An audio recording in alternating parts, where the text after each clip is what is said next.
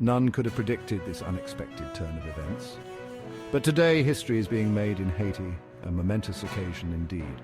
Today, at the Toussaint Louverture International Airport in Port-au-Prince, Haiti, the first contingent of Kenyan police has arrived, marking a new chapter. This UN-backed deployment comes nearly 2 years after Haiti's desperate plea for international assistance to combat escalating gang violence. The Caribbean nation has been gripped by a surge in crime, leaving communities in fear and destabilizing the entire region. The arrival of Kenyan police marks a significant step in restoring order and hope to the people of Haiti. These officers are here to support Haiti's beleaguered police force, bringing with them much-needed expertise and determination to tackle the rampant gangs. Their mission? To bring peace and safety back to the troubled streets of Haiti. But can this international intervention truly turn the tide and bring lasting change?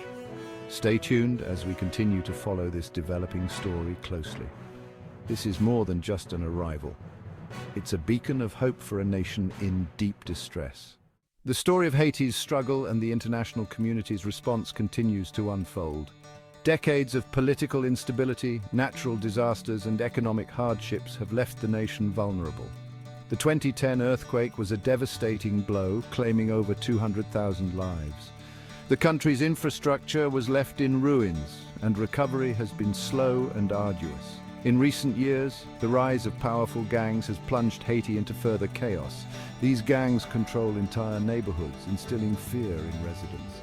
Schools have closed, businesses have shuttered, and families live in constant fear of violence. The international community has provided vital support, and the arrival of Kenyan police is a critical component of this effort. Their presence symbolizes a commitment to helping Haiti reclaim its future.